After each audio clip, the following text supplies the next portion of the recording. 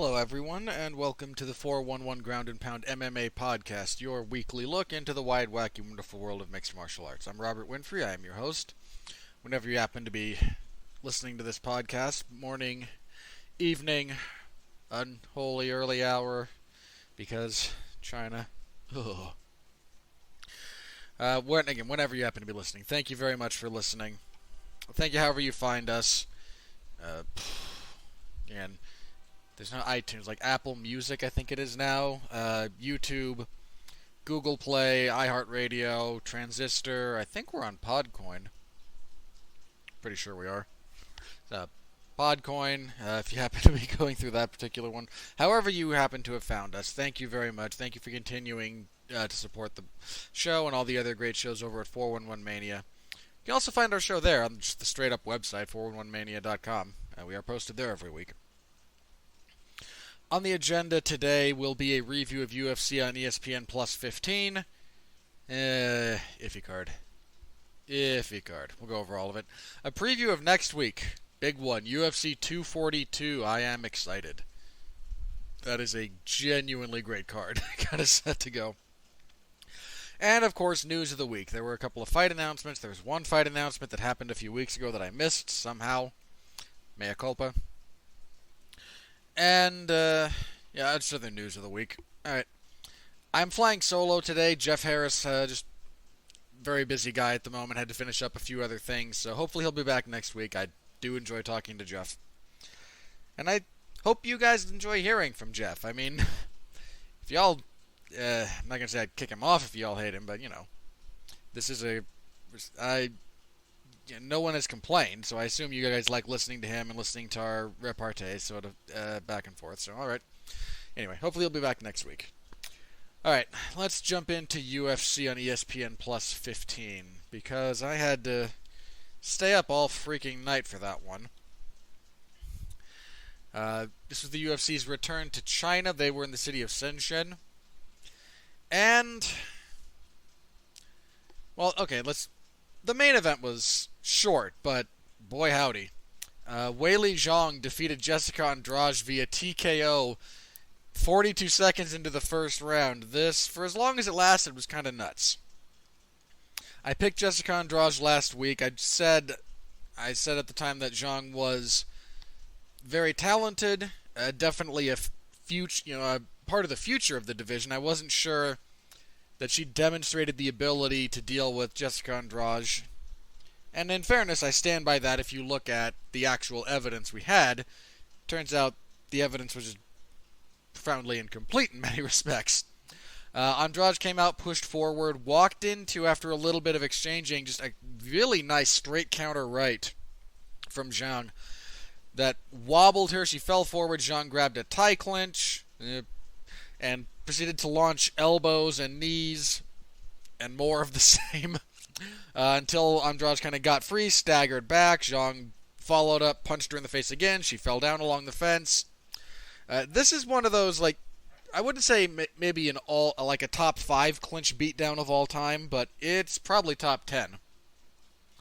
This was a pretty thorough beatdown once Andrade got hurt.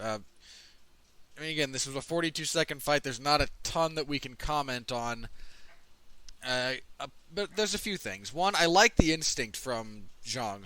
After she hurt Andrade, she didn't seek to really tie up and control the clinch. She grabbed a position she felt kind of comfortable in and then started immediately trying to inflict damage rather than going into a prolonged positional battle. And she never gave Andrade a chance to recover, which is a big deal.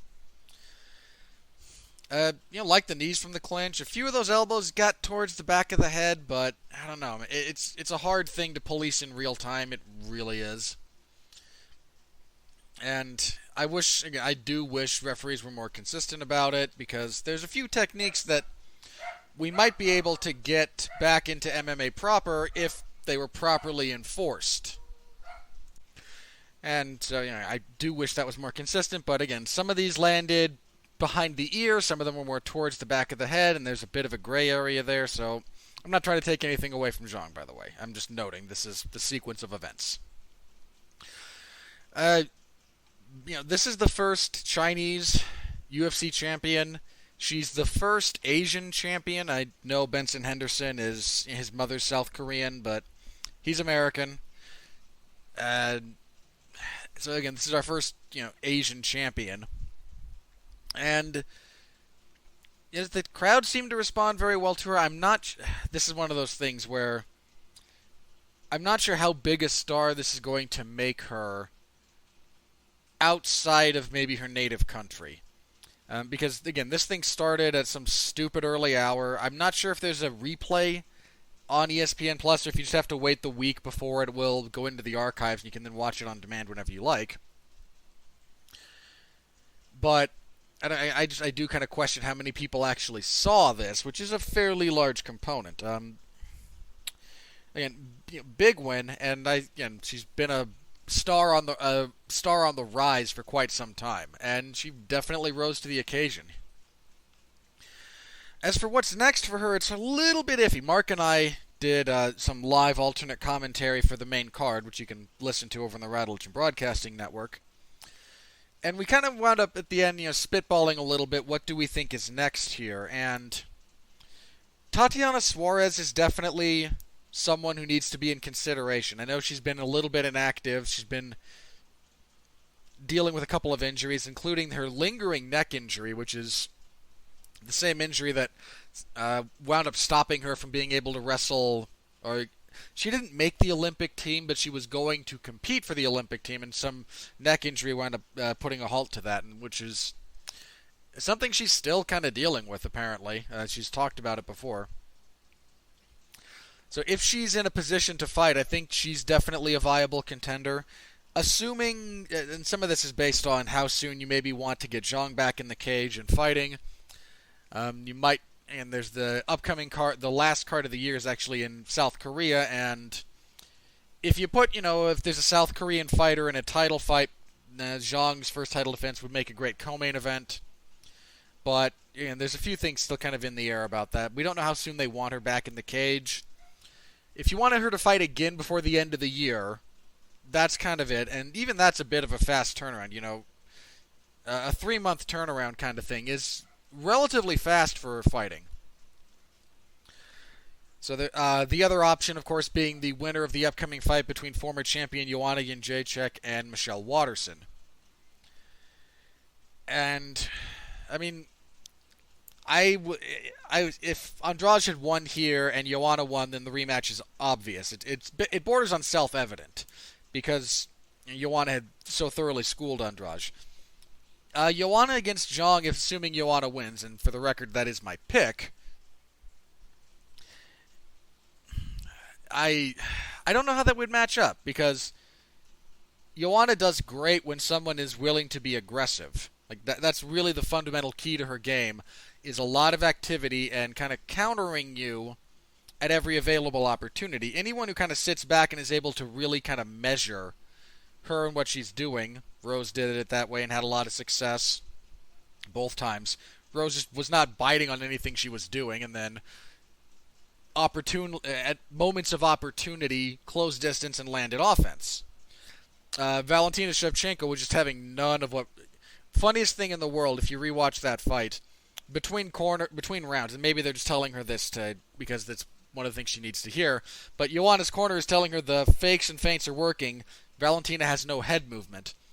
That's because Valentina, this is not to, throw heaps of glowing praise on Valentina, but she's not biting on anything because she doesn't need to. There's no head movement because everything Joanna's throwing is falling, 4 to 6 inches short. So you don't need to move your head if you're not going to get hit. And then, Valentina handled that fight, handily. So I don't know how whether or not Zhang is aggressive enough to really kind of play into that. I don't know how the physical strength matches up. But I think it's an intriguing fight, again, if Joanna gets by Michelle Waterson. And, again, that is my pick as such when the time comes.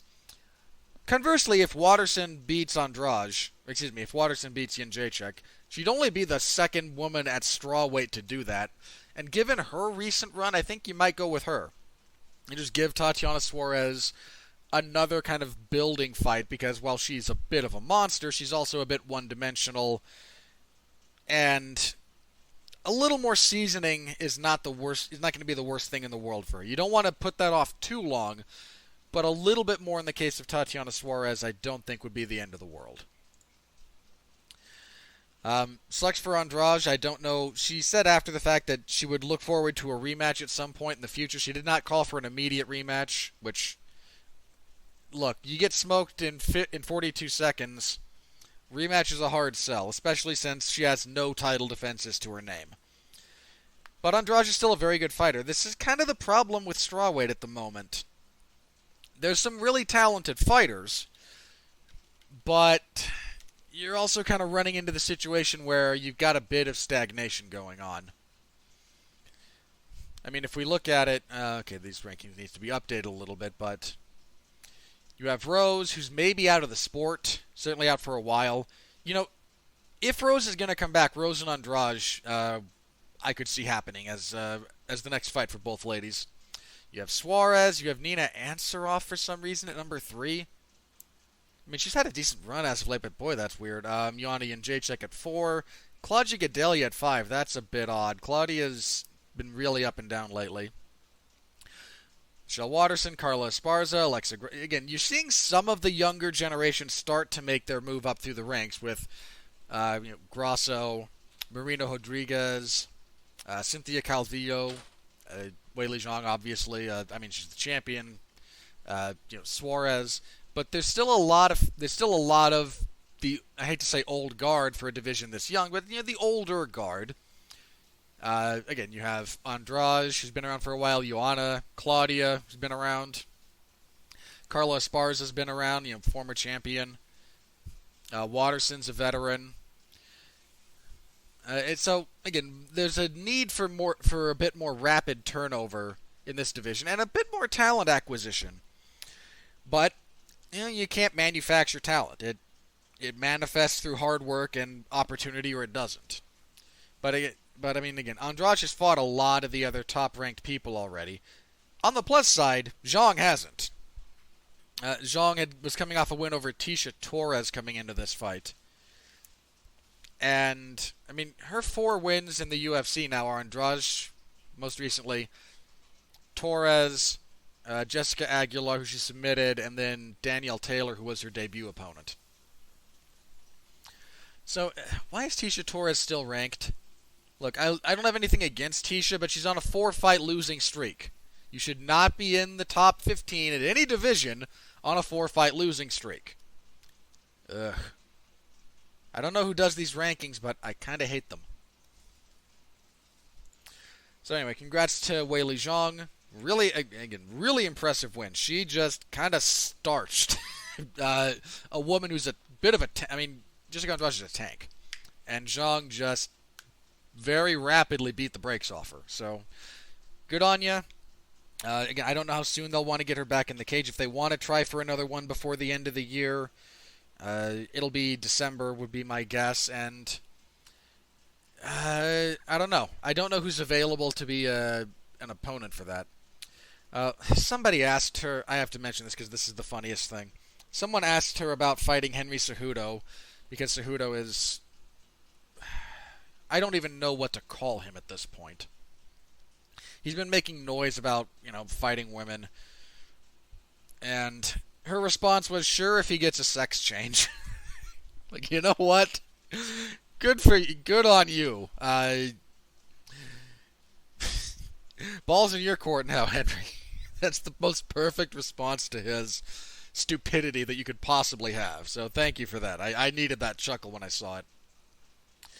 Your co-main event, bit of an upset here. Li Jingliang defeated Elizeu Zaleski dos Santos via TKO 4:51 of the third round.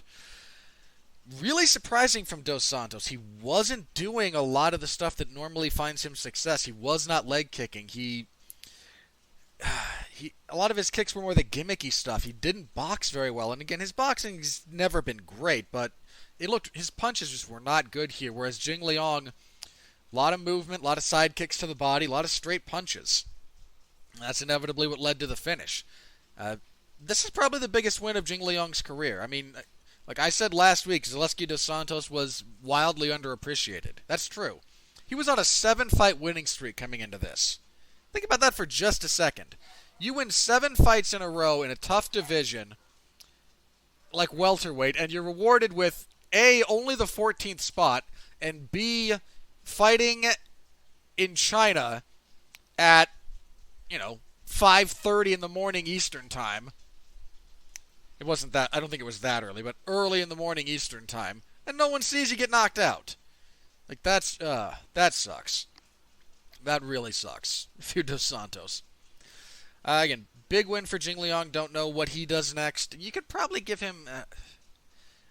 I hate to just go back to complaining about the rankings, but... You've got guys like Robbie Lawler at 13. Anthony Pettis is still ranked. I think he's maybe going to drop back to lightweight, which he should do. He's not a welterweight. There's guys you could match him up with going forward, but I don't know. I mean, again, this was a pretty significant win.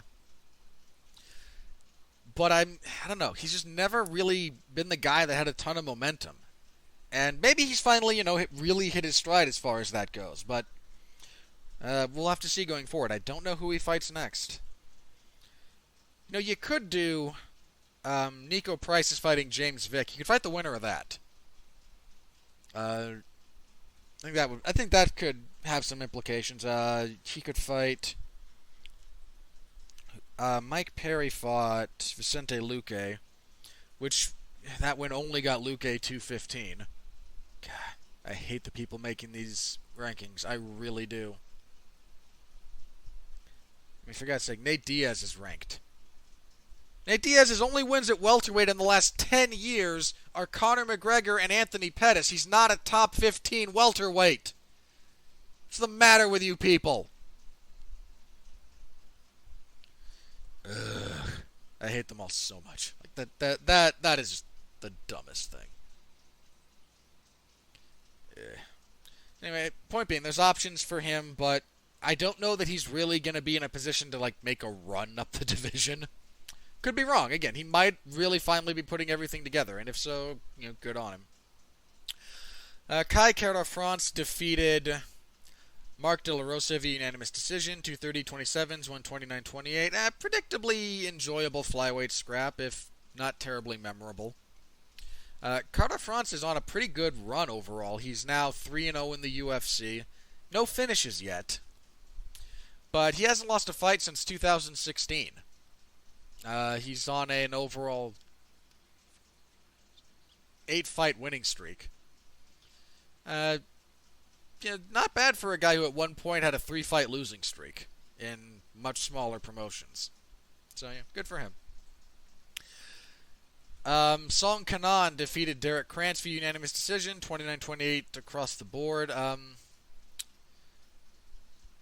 No issues with the scoring here. This largely came down to the first round, with Krantz's wrestling really taking the second, and then Song's just knowing at a minimum he needed the third. He fought like a bit of a madman that third round and just was able to get enough damage. So it kind of comes down to the first, and Krantz had a takedown. He had some top control. He didn't do anything with it. And I tended to be, watching it live, I thought Kanan did the better work in the first round. I gave him the round. That said, again, if you're 29-28 for Krantz, I don't know. I don't hate that scorecard. I'll phrase it like that, even though I believe Kanan won.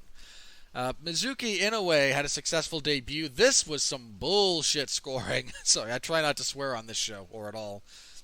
Inoue wins via split decision, 29-28 twice, and then won 29-28 for Wu Yanan. I was 30-27 for Inoue. I don't know which singular round you could give Yanan, much less two. That was bizarre. That was just absolutely bizarre scoring. Yanan missed weight by 3 to 4 pounds, depending on how you want to count where flyweight starts. That said, Inoue actually looked like she could maybe make 115, just based on her body type if she really wanted to. She just actively pressured Yanan back the entire fight, boxed her up, got in close. Really solid debut for Mizuki Inoue, so good for her. Then on the prelims, Anthony Hernandez submitted Junyong Park with an anaconda choke in the second round. Park had a good first round, just kind of consistently outboxing Hernandez. In the second, his takedown defense slowed a little bit. Hernandez was able to force grappling, got on top, got him out of there. Nothing memorable.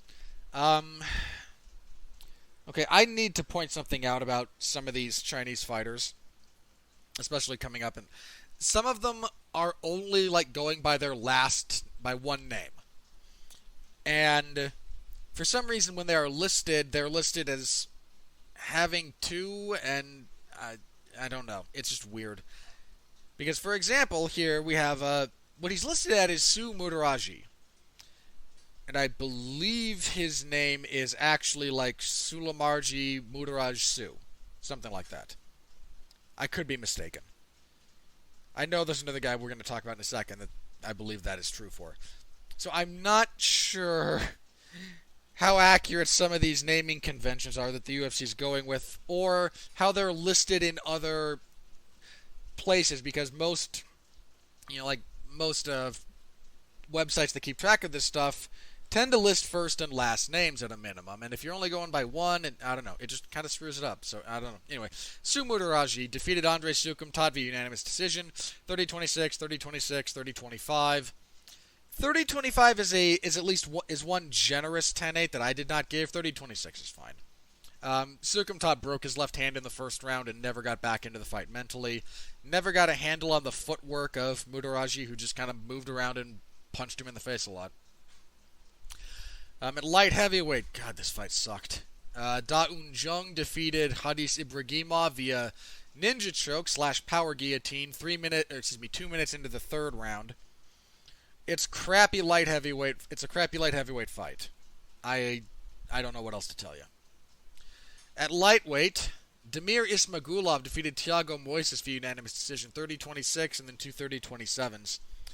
30-26 is there's a 10-8 in there that I thought was marginal, but I might have given him a 10-8 actually, now that I think about it. Striking clinic from Ismagulov. Also, I'm calling BS on whoever of the graphic for their reach on this one, because they listed the reach as being much closer than it was. Michael Bisping on commentary kept mentioning that Ismagulov had like a 4-inch reach advantage, and watching them in the cage next to each other, I think Bisping's the one who's correct. I don't know if the graphic was wrong or what, but I mean, like, they erroneously list Frankie Edgar's reach. Like, they had I think it was the fight with Brian Ortega. Like, the graphic shows Ortega only has like an inch or so of reach, something small. Then they're actually standing next to each other, and it's kind of like, no, that's really wrong. Really wrong. So, good win for Ismagulov, who's on a really good run overall. I believe this makes him 3-0 in the UFC. On a 13-fight winning streak, I think, overall. Definitely a guy I'm looking forward. I look forward to seeing him. I like watching him fight. So curious to see what he does next. Definite kind of prospect to pay attention to. I mean, it's lightweight, so there's a lot of those. This is the other Chinese guy who the UFC had listed as Adalong Hele, and I believe that's just like that's one name. And then he has a different either family name or a specific name. I don't know which. Again, the UFC is not even really consistent about how they list, because most Eastern names, Chinese, Japanese, etc., the cultural convention is to list your family name first, followed by your specific name. So, again, my name would be listed as Winfrey Robert rather than Robert Winfrey. And I'm not sure, because sometimes the UFC will reverse the convention for when they talk about them, and when they announce them to the westernized version, which is, again, personal name followed by family name. And sometimes they don't, and now apparently they're keeping them listed as family name, personal name, but whenever they have reference to them on like graphics or whatnot, they actually list the family name, which again comes first here, so I don't know how they're doing it.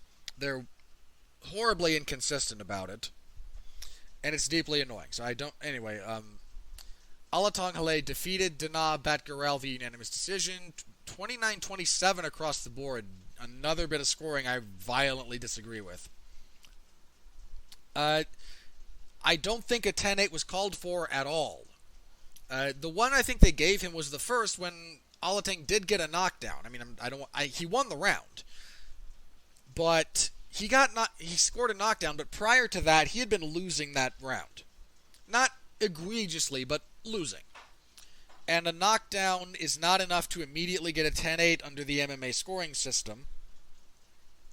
Nor should it be. I firmly believe, nor should it be. It should be enough to win you a round, unless the other guy has done a tremendous amount of work to negate it. And that wasn't the case here. So I don't disagree with the winner necessarily. The 10-8 seems very wrong. I mean, this was a decent enough fight, I guess. Just, I don't know. It didn't resonate, really. Batgarel had a really good... Again, he had a good most of the first round before he got dropped. He had a good second round. Alateng's only real punch was a counter right, which when he landed did damage. The left eye of Batgarel was swollen, was noticeably swollen by the time the fight ended. But he didn't have a lot other than that, and Batgarel's volume work did a lot of work, especially in the second round. In the third, Alateng was able to force grappling and just kind of grind/eke out the decision. Now again, based on the actual scoring, even if he'd lost the second round, we would have had a draw. It's so stupid. Ugh. There were some odd scorecards on this event. That's all I'm going to say. I think I scored this for Batgarel, but I'm not sure. But let me also be clear. I don't have a problem with Alateng taking the decision. I think you're around a piece going into the third, and then it's how you score the third. And I don't think giving it to Alateng is wrong. And kicking everything off, Carol Hossa defeated Laura Principio. I believe that's how that's pronounced. The unanimous decision, 229-28, 130-27. Meh. Neither woman has defense. Almost at all. I don't know. Nothing about this really stuck out. It wasn't boring. I mean, they combined for a really high total number of strikes thrown. And they landed a fair bit. So it's not like nothing happened, but I don't know, it just was sloppy and uninteresting to me. Anyway, and that was UFC, again, on ESPN Plus 15. So, again, really important main event. New champion, first Chinese champion, first Asian champion, as such. Lot of credit there to Weili Zhang, and interested to see what she does going forward. But other than that, again, I think we said prior to this event that it feels like a regional MMA card with a, UFC caliber main and co-main event. And it kind of played out that way. Again, there's some good stuff here, but you watch a regional show, you can find some good stuff. And that's still kind of how this one played out. I'm not trying to take a giant dump all over the card, because now that it's in the banks, we can instead of talking about it in the abstract, we can talk about it in practice. There was some decent stuff. There was some not so decent stuff. Such is life. Okay. That will do it for UFC on ESPN Plus 15. This Saturday, the UFC is early Saturday, actually. I think the prelims are going to start at noon Eastern. That's like 10 my time. The UFC will be on, back in the United Arab Emirates, they will be on Yas Island. I'm not familiar enough with the specifics of that region to know I might have to look that up, actually. Because, okay, it's technically an island, so I just had to have a look at that. Alright, this is a good, and this card, this main card, for the record, has 4 lightweight fights and 1 heavyweight fight. One of these things is not like the other, as the old song goes. One of these things just doesn't belong. Your main event, boy am I excited for this. Khabib Nurmagomedov, undisputed UFC lightweight champion, against current interim champion Dustin Poirier. Poirier's been in the trenches, man. That guy has been through a lot. He's had a lot of ups and downs to get to his current winning streak. I mean, and in fairness to him, since returning to lightweight, he has lost a grand total of 1 fight. When he just didn't have a great outing against a guy who had a really good night in Michael Johnson. Also, and I need to point out, I've been doing some research on this one, looking up some stuff on both guys because I want to talk a little bit about this intelligently. And I think I saw this first from Jack Slack. That was the last time we saw the traditional Dustin Poirier defensive posture. If you look at all of his fights prior to this, he has one reaction when engaged upon. He stands southpaw, so it's extend. It's so weird. It's like extend your left hand straight out and curl your right hand around your head, like kind of in a defensive posture. And that was kind of all he did whenever he was engaged on. And Johnson knocked him out. I mean, Conor knocked him out because of it too. If you watch their fight, Conor just kind of throws a few straight lefts and sees that he does the same thing. So instead of throwing a straight left, he loops it around the guard that Poirier's offering, cracks him behind the ear, drops him, and finishes him. After that, he started actually developing proper defensive reactions, and it served him well so far. He's on a good winning streak. I mean, 4 wins officially. He's undefeated in his last 7 fights. That includes a no contest with Eddie Alvarez. Coming off that really, really good performance against Max Holloway. That was a heck of a fight. I mean, it's probably the second best fight of the year right now, behind Gastelum and Adesanya. Whereas Khabib is he's been finishing the remainder of his suspension relative to relative to UFC 229.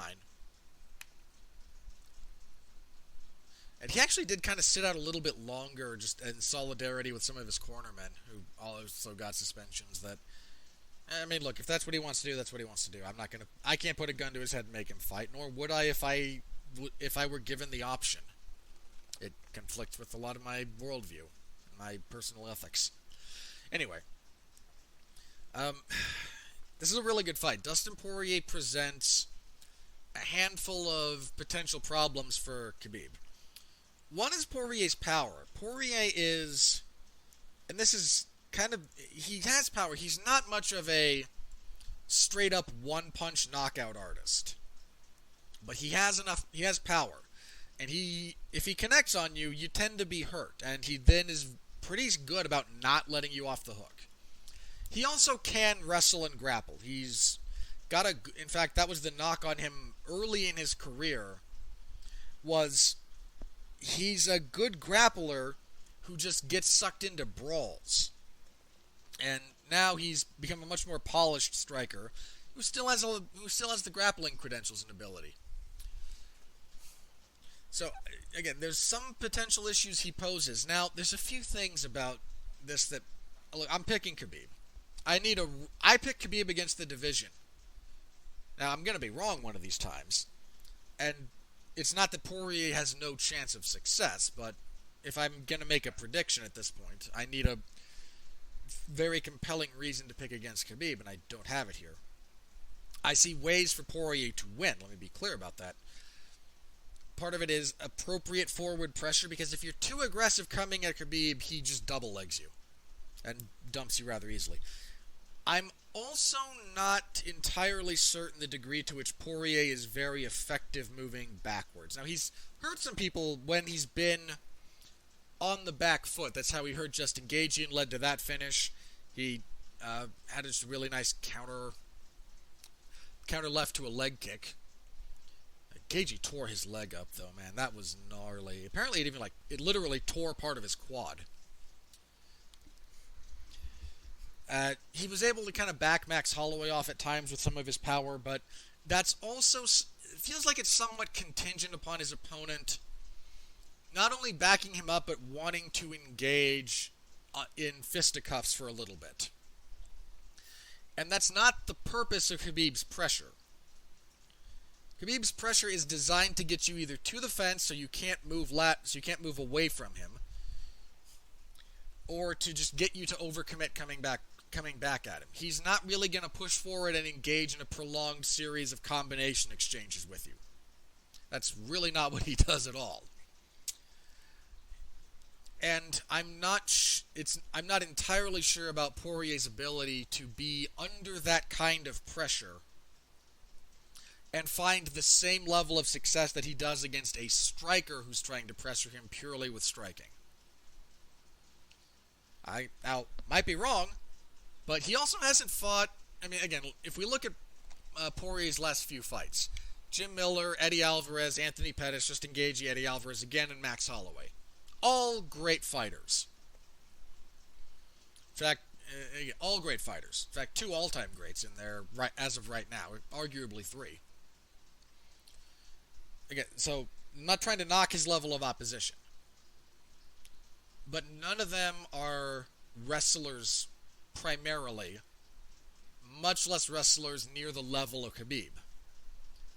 In fact, his entire run at lightweight, let me look at this. He came up, fought Carlos Diego Ferreira, fought Yancy Medeiros, Joe Duffy, Bobby Green, Michael Johnson. Yeah, he has not faced a really strong wrestler. I mean, again, Eddie Alvarez, and again, let me be clear. Justin Gaethje can wrestle. Eddie Alvarez can wrestle. But Alvarez didn't wrestle him all that much in either of their fights. A little bit. When each of them got hurt, they wound up doing some stuff against the fence. And Justin Gaethje, of course, can wrestle. He just chooses not to. Eddie Alvarez can wrestle, tends to choose not to. Max Holloway.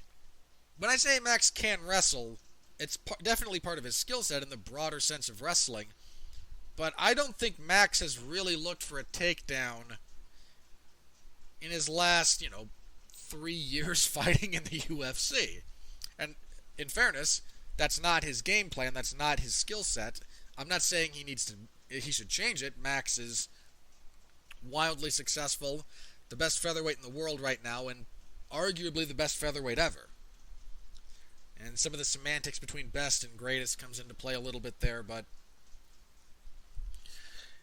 so I'm not saying how dare you not shoot a double on, but it's not something he's really had to deal with recently as a primary concern. Because again, Eddie Alvarez, your primary concern is not his wrestling. It's a concern as the fight wears on or as things go badly for him, but his primary concern is less wrestling. Max Holloway's primary concern is not... The primary concern you have in fighting Max Holloway is not his takedown game or his top control. It absolutely is with Khabib. Now, Khabib's defense can be broken. He can be hit. He's just demonstrated a really good chin thus far. Khabib also tends not... When he fought Conor, he really didn't buy into Conor's game because of Conor's timing issue. Because while Conor has power, he doesn't have... How do I phrase this? Conor has power, but he tends to deliberately exacerbate it by timing your motions, which is an incredible skill. And I'm not trying to knock the guy who say he can't punch. He can. But most of McGregor's power stems from you coming into him and him being able to time that effectively. Or you just standing awkwardly like Nate Diaz and kind of getting knocked over. And even in the Diaz fights, a lot of that, when Conor found real success with his punches, was built off of A, his kicks, and B, timing what Nate was doing. When Conor fought Khabib, he hit him, especially in like the third round. He did make contact, it just didn't do anything. Because Khabib wasn't really giving him those same kinds of openings. It wasn't playing into that timing game he really predicates a tremendous amount of his success on. And I had a point there. So again, he's demonstrated a good chin, but there's a significant difference between fighters who try to knock you out with one punch and fighters who do a bit more what Poirier does. Poirier's got more of the thudding power. Again, it's less one punch and turn your lights out and more one punch, whoa, you're on the back foot seeing stars and here come 5 more. And what are you going to do as he's continuing the barrage? And so again, his defense can be penetrated, And Poirier's power does present problems. That's certainly a thing. And Poirier's overall grappling game, again, is quite good.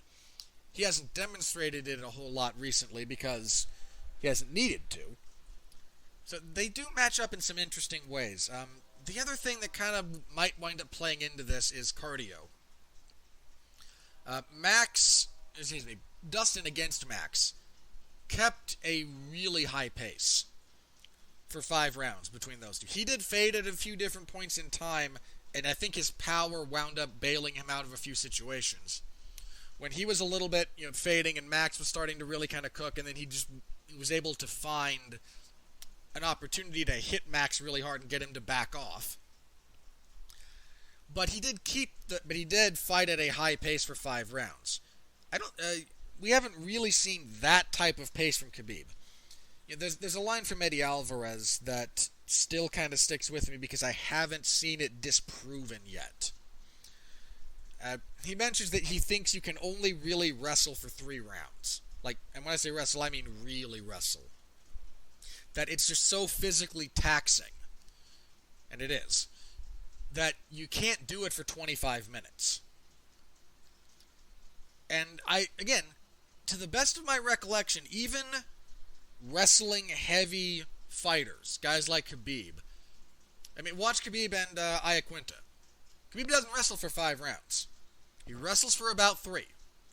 And, there's an entire round that's spent on the feet. George St. Pierre, depending on who, there's a minor caveat with GSP in that if his opponent was just going to close guard once they got down, okay, you can settle in and actually work from top position. But a lot of his fights, there's at least one round, almost one entire round, that's spent on the feet. I think that's just energy management. Randy Couture, when he fought Tim Sylvia, there's at least one whole round of that fight on the feet. And again, I'm going into the Wayback Machine a little bit here with these. The level of skill and some of the reactions to takedowns and whatnot now are much, much different than back then. Again, you go back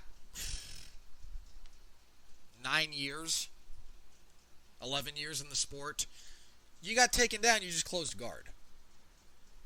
There wasn't a tremendous amount of ability to fight to your feet, certainly not the level that there is today. So it's part of the reason the vernacular in MMA is so different from other sports. Because wrestling is not a takedown. Wrestling is everything that happens until someone concedes a position, fundamentally. And I think that's why watch guys like, Cruz and Dillashaw, or watch the bantamweight wrestlers and the flyweight there's scrambling, there's motion, there is no concession to the position. And that is extremely tiring, especially at a high level, especially as you get bigger. So I am a little bit curious how Khabib will deal with what I imagine will be at least one round that's going to be spent on the feet. Because that's probably going to happen at some point the longer this fight goes. There's a question of how much damage. Because Khabib does not take a lot of damage when he fights. He just doesn't. Poirier, we've seen take some damage and kind of come through, but there's also. I'm not sure how well. Because Poirier will respond to adversity in the moment. I don't want to say otherwise, because that's very evident if you look at his fights. Eddie Alvarez hurt him, and he responded. Max Holloway had him in bad situations on occasion. He responded. This is not a man who wilts in the face of adversity. I am not sure how he responds in the face of continued adversity, and there's a significant difference. And again, this is not a knock on Dustin. But there's a world of difference between being in a bad spot in the middle of a round and being able to respond, which not even a lot of guys can do that. Let me be clear. There's plenty of guys who just wilt on that situation. Dustin Poirier is not one of them. But then there's also, how do you do when you're really down? The number of guys after the first round when they fight Khabib, they kind of show the Edson Barboza footage as kind of being emblematic of that. Just Edson kind of gets up after that round and does not know what happened to him. And that's not uncommon. That's not at all uncommon. And there's a world of difference between being in a striking exchange, being in a bad spot, and having the fortitude and wherewithal to respond, and being 2 rounds down, having absorbed the damage that Khabib puts on you, because Khabib puts damage on you whenever he can, especially if if you're trying to get up, he's punching you in the face. If you're on your back trying to maneuver, he's punching you in the head and the body, and he just is relentless like that. And coming back from that is a very, very different story than coming back from a bad spot in a round. And again, Dustin Poirier might absolutely have that. I imagine he does as part of his who he is as a person. He can do that. But it also has not really been demonstrated. And again, it's also one thing, and let me be clear, this is true of Khabib too. It's one thing to kind of not be terribly fazed by Conor's punches when Conor is really trying to exacerbate his power, and you also kind of know that he's only got really the one punch. Conor's right hand is not much of a threat. It's all his left. And especially once you get him to spend a round and his legs aren't quite under him the way they used to be. It's one thing to kind of be okay with that. It's another to kind of be okay taking punches from Dustin Poirier, who we've seen carries power late into a fight. So there are some unknowns relative to each other in particular. So I'm looking forward to this fight. I really, really am. I think whoever's going forward is going to dictate a lot of who's successful. I think if Poirier is going to be successful, he has to do some damage relatively early, at least get Khabib thinking about it.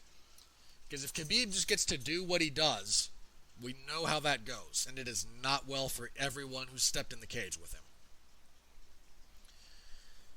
But I also don't think Poirier is going to be tapping to a no-hook neck crank either. So, really good fight, looking forward to it. Our co-main event, I'm also really looking forward to. A rematch between Paul Felder and Edson Barboza. These two fought back in 2015. This was actually the first loss of Paul Felder's career. Was to Edson Barboza. And they had a good fight back then. I think that was your fight of the night. And they're both better now. I am definitely looking forward to this. Barboza, I think he's on a bit of a slump, isn't he? Yeah, he really is. Jeez. He's 1-3 in his last 4. Now, in fairness to Barboza, those losses are to Khabib, Kevin Lee, and Justin Gaethje. So those are some tough guys. And he has the win over Dan Hooker, which, boy, that was a beating. That was a beating. So, again, part of the key to beating Barboza is, appropriate pressure. Felder's not much of a pressure fighter, which is kind of I don't know. I mean, I picked Barboza the first time. I'm going to pick Felder this time, actually, I think. Barboza's still talented, still dangerous, still presents a lot of the same problems. But I think that might actually be part of the reason he might have plateaued, is he's still presenting the same problems. Whereas they're both better now than when they first fought, but I think Felder has actually diversified his game, whereas Barboza has simply refined it.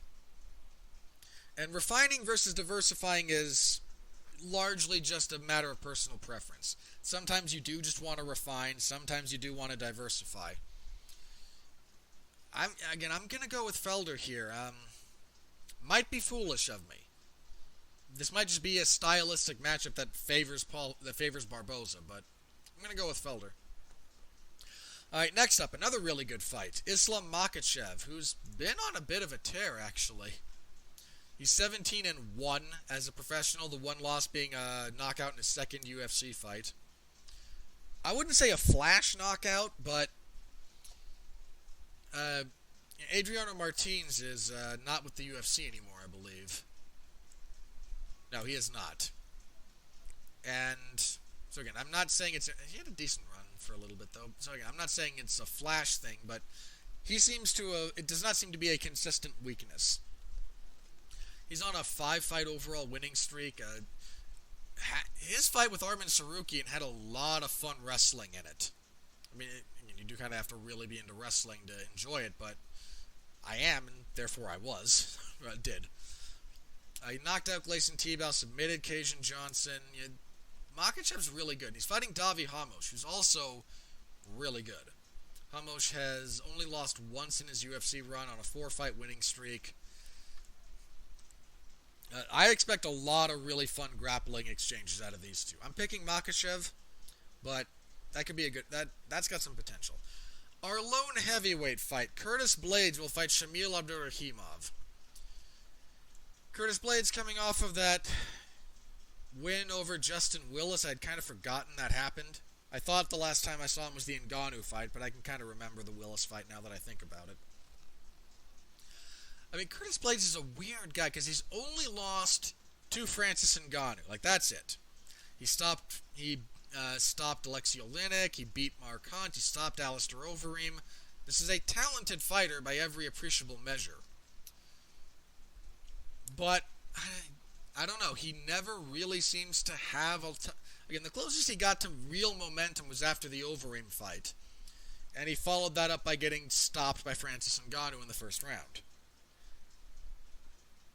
I mean, their first fight was a doctor stoppage due to a cut between rounds... It was stopped between rounds 2 and 3. But he was not having a tremendous amount of success in that fight either. So, I mean, I expect him to win here. Shamil Abdurakhimov is a difficult fighter to beat. He's only lost twice in the UFC to Tim Johnson, who, that poor guy on hours' notice, just got sent to the Deadlands by Vitaly Minikov at the Bellator event a couple of weeks ago. And then Derek Lewis. But, I mean, he's actually finished a couple of fights now. He knocked out Chase Sherman, beat Andrei Arlovsky, stopped Marcin Tybura with strikes. So again, not an easy guy to beat, but I think Blaydes will probably win that fight. And then kicking off the main card, another lightweight fight. Mairbek Taisimov, who's... I've kind of been, preaching his... I've been stumping for him a little bit. Then he missed weight badly against Des Green. He weighed 161 for that fight. And then won, but boy, did not look good. I mean, prior to that, he had finished like 5 guys in a row. And then fights a higher level of opposition in Des Green, and again, wins, and that is ultimately what matters.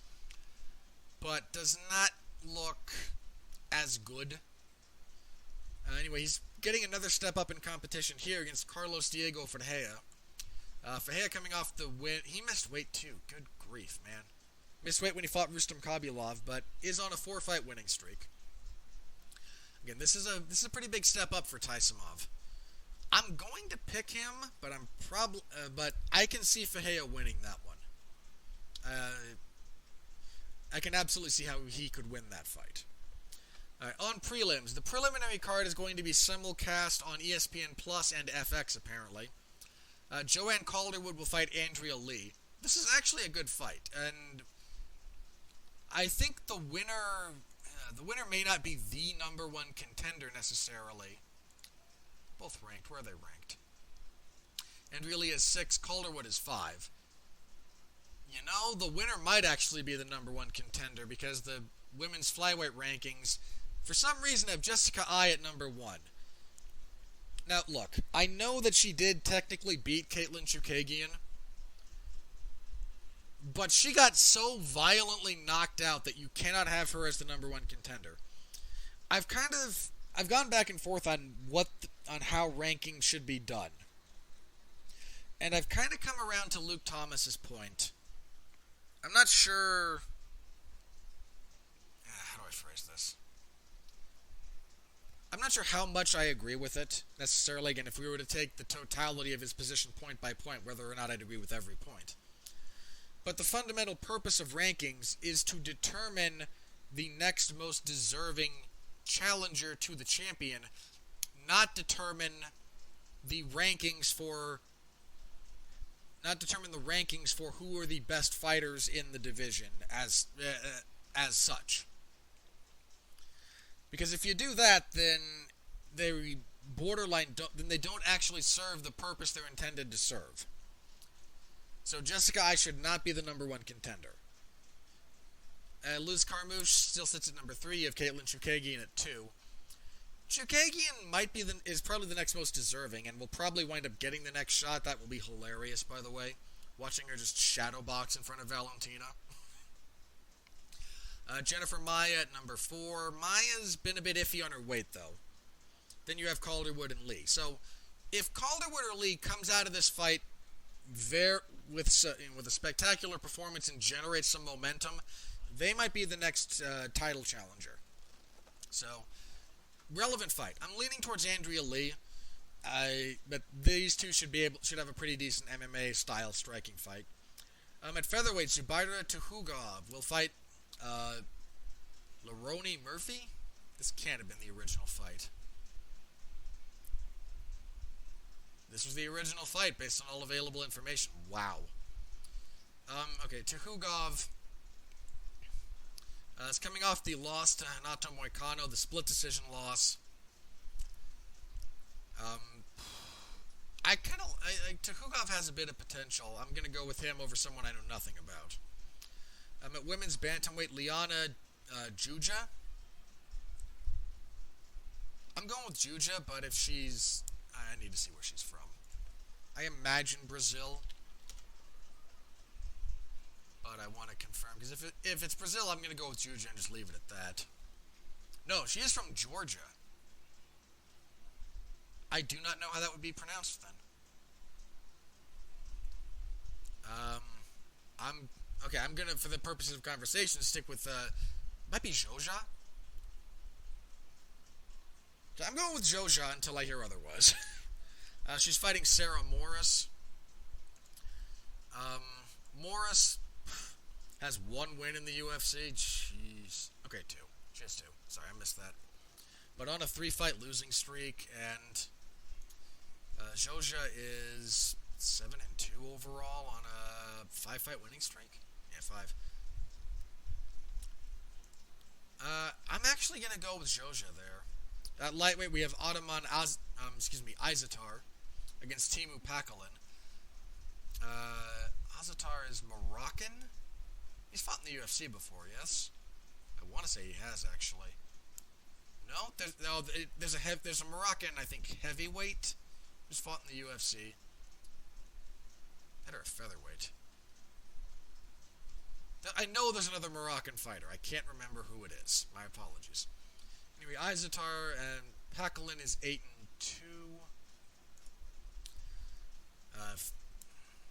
Coming off that loss to Mark Jacasey, he got knocked stupid by Jacasey. That was almost a hilarious knockout. I'm actually going to go with Izatar here. Not entirely convinced of that, but I'm going to go with it. Then on Fight Pass, we have Bilal Muhammad and Takashi Sato. Really? Muhammad is stuck on the prelims? That is... That guy deserves better than that. He absolutely deserves better than that. This is Sato's second fight in the UFC, I believe. He's 15-2 overall. Yeah, he beat Ben Saunders. This is actually a good fight, now that I think about it. I'm gonna lean towards Muhammad, but Sato might surprise some people. He's pretty good. Nordine Taleb will fight Muslim Salikov, the king of Kung Fu, which is a title he won. Actually, he won the Wushu Sanda World Championships, which is where he gets the title. He's gone 1-1 in the UFC, coming off that knockout win. Taleb's just such a solid technician, though. I don't know, he's had a few ups and downs recently. Alright, I will emotionally go with Salikov just because, the king of spinning stuff. Omari Akhmedov will fight Zach Cummings. Have these two fought before? I almost want to say they have. I need to double check this. No, they have not. Odd. Anyway, Akhmedov, on a good run recently, unbeaten in his last 4, whereas Cummings, won his last 2. That's not a bad fight. I'm going to go with Akhmedov there, but Cummings could just survive an onslaught and then beat up the tired Akhmedov. And kicking everything off, Don Madge will fight Feres Ziam? Ziam? He's from France. How do they pronounce that? Go with Ziam. Until I hear otherwise. Don Madge is South African, yes? Yes, remember the flag. Madge won his UFC debut. Yeah, he knocked out Tay Edwards. Going with Madge. But not a bad fight. So anyway, on the whole, looking forward to UFC 242. That's a tasty card. And I will have coverage of that Saturday morning in the MMA Zone of 411 Mania. So please stop by, say hello, leave an insult if you feel so inclined. I don't know how the moderators feel about that in the comments section, but hey, look, I know I'm not all that great, so feel free to throw an insult my way every now and then.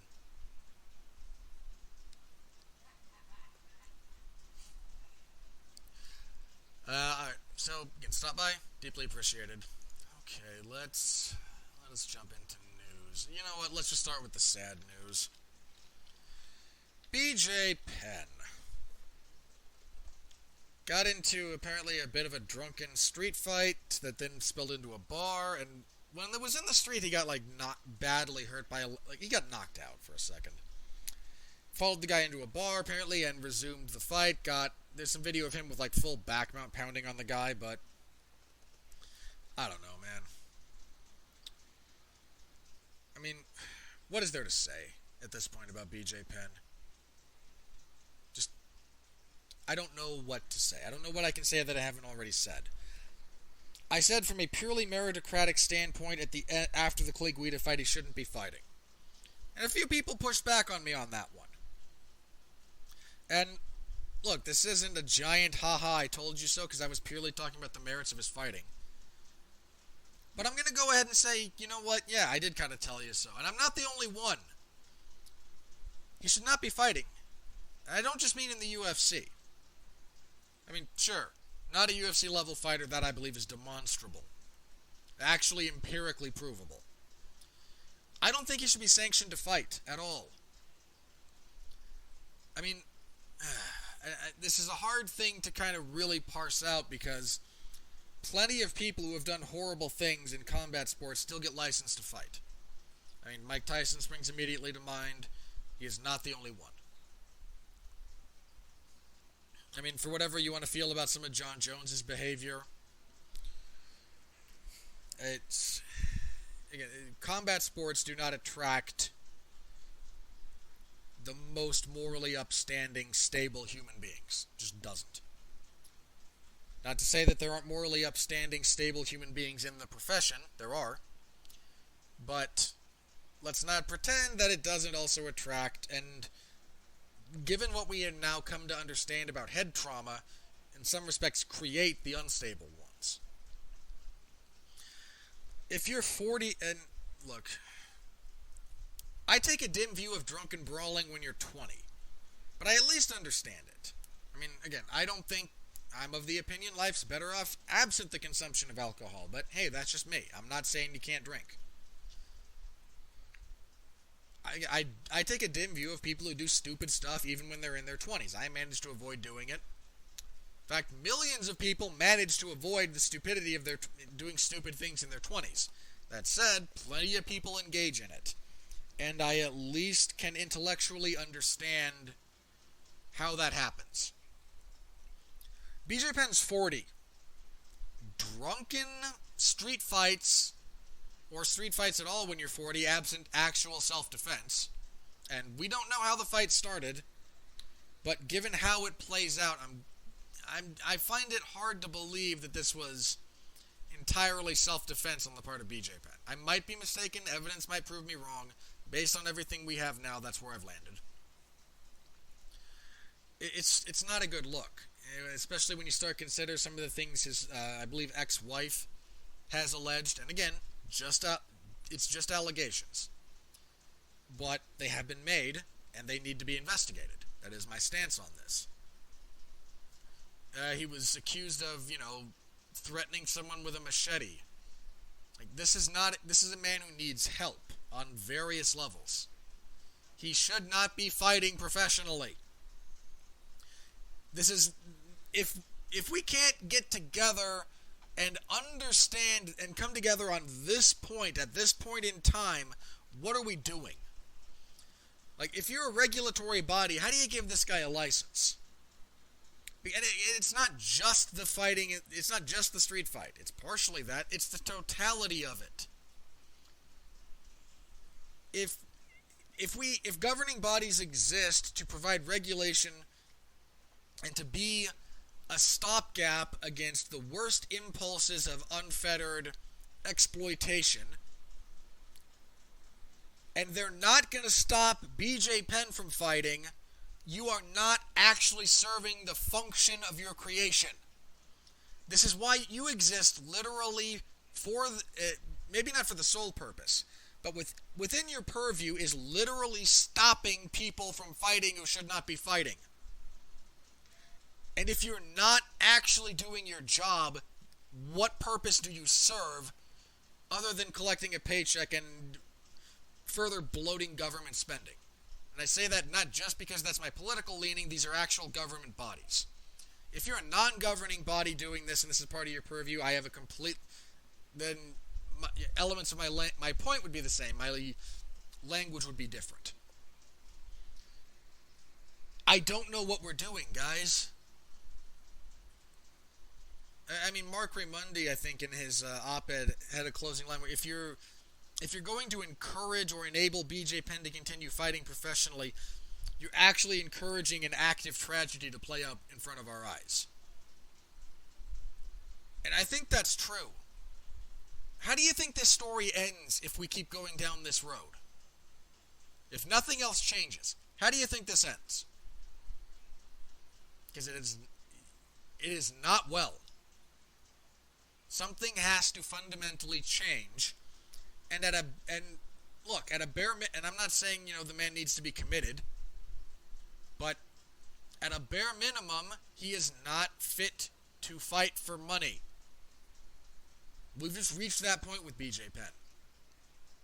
And the governing bodies, whose one of their fundamental purposes is to actually enforce situations like this, I wonder if they will. I genuinely wonder if wherever they try to sanction BJ Penn and Nick Lentz, which is still on the books, by the way, that is still actually a fight that the UFC has scheduled. I wonder if they're actually going to have the integrity to serve their purpose for being, or if they're just going to rubber stamp this and continue keeping the UFC in their good graces. Because I don't know otherwise I don't know what we're doing. I don't know what purpose you serve other than to provide a veneer of credibility if you're going to allow someone like BJ Penn in the situation BJ Penn is in to continue fighting. I mean, I don't know. And I don't know what else to say. I don't know what else there is to say about BJ Penn at this point. I genuinely don't know. I don't think there is anything. And it's sad. It's genuinely sad. Alright, on to a few fight announcements.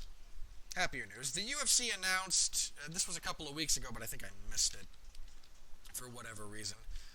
Damien Maia will fight Ben Askren. I believe that's scheduled to be the main event for the UFC's return to Singapore later this year.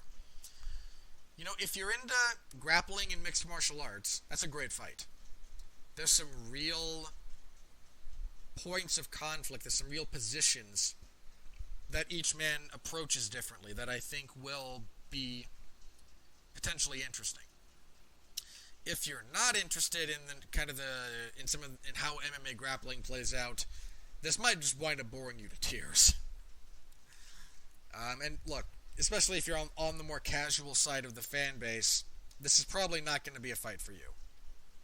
And look, casual fan base is the largest portion of the fan base, and I'm not going to sit here and insult them for general taste in fights, necessarily, because there's no point.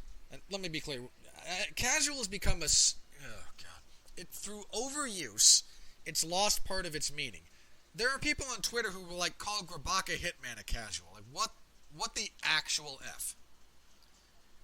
That man consumes more combat sports than probably any two average fans of combat sports. But because we persist in not just overusing terms, but then taking them to unnatural extremes in their overuse. So bear in mind, when I say casual fan base, I mean the type of fans who are just not inclined to watch a card that's going to air at an odd hour from Singapore anyway. That's kind of what I mean by the casual fan base. The casual fan base dips in and out of the sport. If you watched the card from China live, you're a hardcore fan. There's no way. If you read a recap of it, you're on the hardcore side of things. There's not a single defining line that will determine casual from hardcore necessarily. But you've got to be if you're on the casual side of things, Ben Askren and Damien Maia does nothing for you. And I'm going to go out on a limb. There's a fair amount of people who are more on the hardcore side of the spectrum who that still does nothing for. In fact, I'm almost positive that's true. I'd bet money on it. But I think it could be an interesting fight. But again, I'm also interested in kind of the minutia of grappling and whatnot. So take your joy in the sport where you can find it. And you know what? I don't blame anyone for dipping out at times. The fundamental schedule and business model at this point of the UFC is designed to burn out fans. It is profoundly disturbing to me at some times when I consider my own fandom in the sport has spanned probably 2.5 to 3 generations of other fans. Fans who came in, experienced the sport, and fell away. That's happened during my fandom, again, at least twice. If not 3 times. So whatever that says about my relationship with the sport and how unhealthy it is, I'll leave up to you. You can cast your own judgment as far as that goes. Let's see. Also, in matchmaking news, the UFC announced the middleweight debut of Darren Till. He will fight Kelvin Gastelum. That's scheduled for UFC 244. Heck of a test for Till up at middleweight, man. Kelvin Gastelum's the real deal. But could be a really good fight. Again, that's a stiff test. That's not an easy first step into the middleweight division. I do kind of like Gastelum's chances in that fight, in all honesty. So, but good fight. That will not obviously be the main event because the UFC doesn't really have pay-per-views with non-title fights in the main event, as a matter of course, and certainly not that one. And that's not a knock on that fight in particular. But they're not going to headline Madison Square Garden with Till versus Gastelum. That's just not going to happen. That whole card it's still developing. You have Caitlin Chikagian versus Jennifer Maia. Winner of that could also be your number 1 contender for Shevchenko. Corey Anderson and Johnny Walker, not a bad fight. Derek Lewis and Blagoy Ivanov, that's probably going to be a bad fight. Edmund Shabazian and Christoph Yotko, Lyman Good and Chance Rencounter. So it's still coming along, and that card's not until November 2nd. So I imagine we'll get more fights announced over the next 3 weeks or so for that card. Alright, I don't think anything else. there's anything else major that's come out over the last week. Well, I mean, there's a bit that's come out as the UFC's been trying to fight off their current antitrust lawsuit, where they revealed that their revenue share with fighters is about 20%, a little bit less, probably on average. And this sparked an interesting bit of dichotomy in some people online.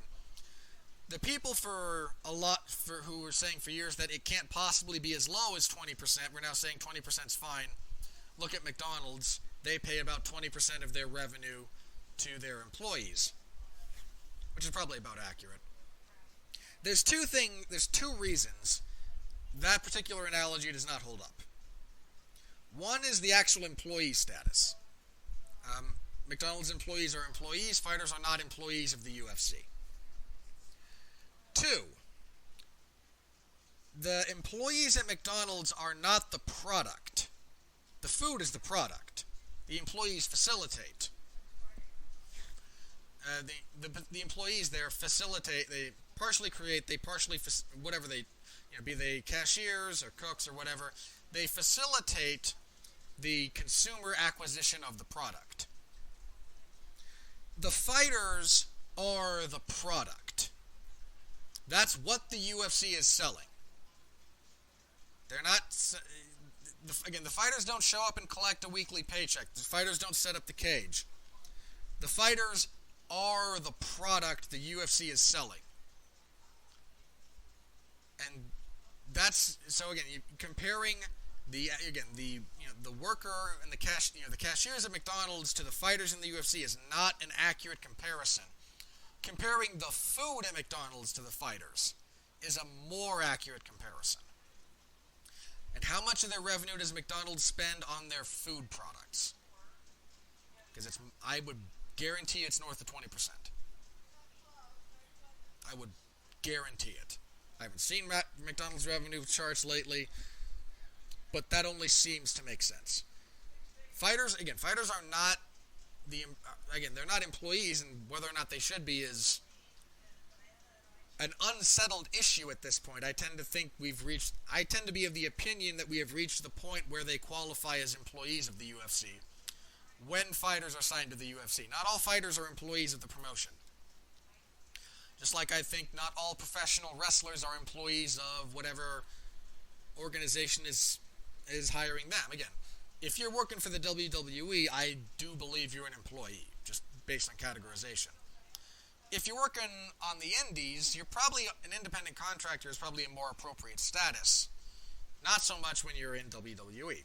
Likewise, if you're on the regional scene for MMA, an independent contractor status is probably more accurate than when you work when you're with the UFC, when I think employee status is more appropriate.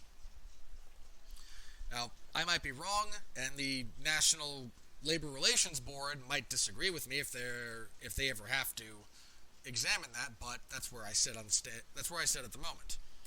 So, but again, they also are the totality of what the UFC is selling is the fighters fighting. That's it. I mean, sure, they have some merchandise that they sell and whatnot, but the crux of the product the UFC offers is fighters. The crux of what McDonald's offers is hamburgers, not the person standing behind the counter taking your money. It's really not an accurate comparison.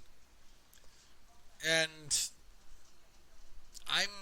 there's some stuff that's going to come out of this that might lead to change, might not. I think fighters are underpaid relative to revenue in the UFC. I tend to think what they should be getting is closer to 50. That's what football players get. That's what basketball players get. They get 50% of revenue by and large because they are the product. Fighters are the product the UFC is selling. And if you're in a business and you're only spending 20% or so of your revenue on the actual product you're selling, boy howdy are you making hand over fist. And that's what's going on here. Now, at the same time, I'm not going to get on my high horse and say, how dare the UFC not volunteer more money to the fighters. Sorry, fighters. You know what has to happen if you want more. You can either go out of your way to try and become a megastar like Conor or Khabib, or you can engage in a little bit of collective bargaining. That's really the only way this changes. Despite personally being a capitalist, I'm not necessarily anti-union. I have no issues with unions, provided they do what they're supposed to do. I have an issue with, like, public sector unions. That's a whole other thing. But fighters want to get a collective bargaining agreement going. I think that's what they should do. They're not, and if history is any sort of indicator of the future, it's going to be a while before they do. But you'd like to think that them seeing, oh, hey, we get 20% of the revenue is slated for us, and less than 20% in some cases, when we're the entirety of the product, maybe that should change. Who'd have thought? And again, I am fundamentally, I'm at heart a capitalist and a bit of a free market guy, and I still can point out, hey, if you guys want to change this, this is how it's done. So there's that. That's still kind of worth paying attention to. I think both Forbes and like MMA fighting, maybe. MMA Junkie, I'm pretty sure, has some active reporting going on over it. Not so much ESPN. Who would have thought? But so there's that to pay attention to. In the world of boxing, God, Lomachenko is so good. The Lomachenko-Campbell fight was a good fight, by and large, and just Lomachenko is just so good. I don't want to wax poetic. This is an MMA show, and you guys don't really want to hear me wax on about the state of boxing. Alright, let's go ahead and get into plugs then, I guess. Actually, let me refresh Twitter first. See if anything crazy happened related to MMA.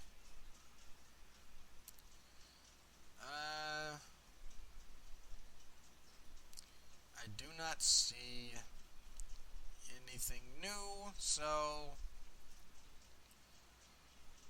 yeah, alright, let's just go ahead and get out of here then. What did I do? You can find me this last week again. Mark and I did alternate commentary for UFC on ESPN plus 15, so give that a listen if you're so inclined.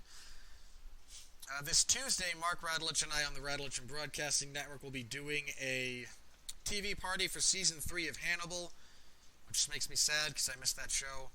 I really do. That's not my favorite television show of all time, but it's pretty high on my list. So tune in for that. Last Thursday, Alexis Hana and I got together on a Thursday Damn You Hollywood to review Ready or Not. Fun was had.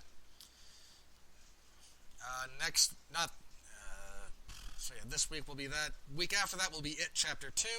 I'm waiting for Mark to use the hurricane, which will have passed by then, as an excuse not to see the movie, so we'll see.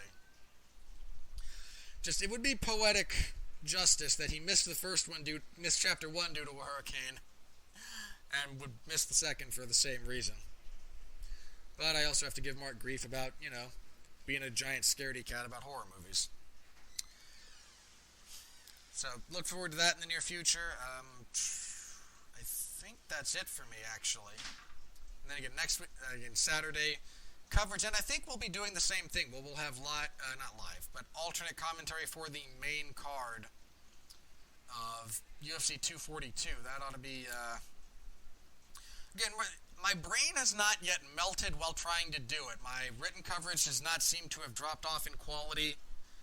If you guys think it has, please tell me, because I'm happy to not do the, recording. If you guys think that what I'm doing is dropping off, let me know. I'm happy to prioritize. But my brain hasn't melted yet, and no one has said anything about one being abjectly terrible, more so than usual. So we're going to try that again, and we're just going to see how it goes. Okay. That's going to be it for me, everyone. Be back here next week to review UFC 242, and oh yes, we'll be previewing UFC on ESPN plus 16, Cerrone versus Gaethje. Oh, just hook it into my veins. Sweet, sweet Gaethje cowboy violence. Oh. so happy about that. Please hold together. Please hold together. Neither of them has a real history of, pulling out of fights, but still, please hold together. Alright. Thank you again, everyone. Thank you for sharing us around with your friends. If you have friends who are into the show, please let us know. Give us a review, wherever it happens to be. If you're on YouTube, give us a thumbs up if you think we deserve it. If you think it's a thumbs down show, give it a thumbs down. Give us a review on iTunes or blog or Apple Music or wherever. I don't especially just interact with the product a little bit. Always, always appreciated. Thank you very much.